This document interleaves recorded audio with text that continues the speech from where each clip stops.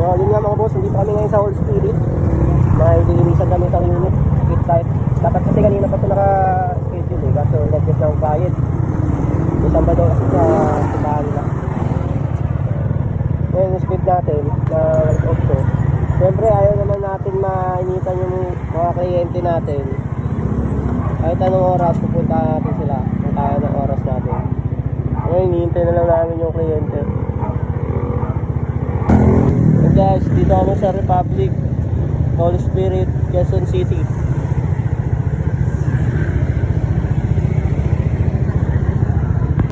Guys, naiinip na tong kasama ko. Linis na.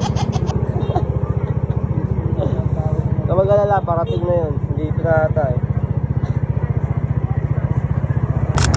Hoy, yun ang masasabi mo. Gantong oras ulit tayo nag-service. Ano, wala. Wala, ganun pa rin. Ganun pa rin ang buhay. Parehas lang, umaga sa kagabi. Walang pinagbago, no? Oo. Okay, ako na lang kami sa client namin. Dumating na siya. Ito na. Pasok na po kami.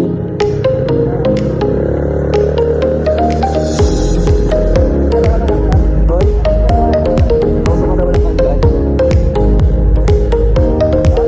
Okay, ayun na.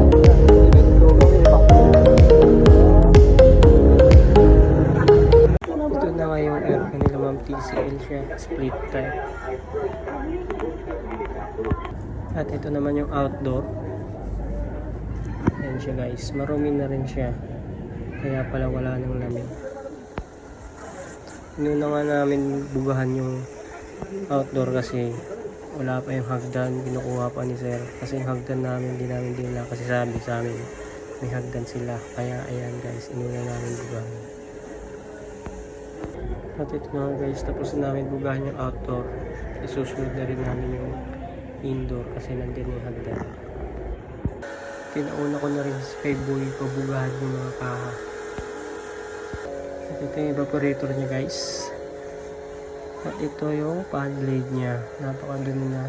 Kaya pala yung hangin niya pabugso-bugso. Bugahan na natin guys. Let's go.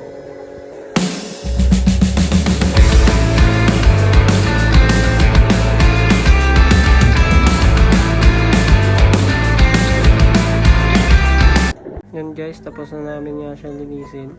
Pansin nyo guys, may karton siya sa kaliwa dahil hindi pantay yung klebe niya, yung hose niya nandun sa kanan. Kaya babalikan pa namin to next week. Ipapaayos nila yung drain line. So yun guys, tapos na namin malinis. Pauwi na kami ngayon sa Matasan. Yan, so ayun, pauwi na kami guys. Nakapawos ang namin sa isang unit. Kaya ito na kami. Ayan, nakakbak na pauwi. Ate.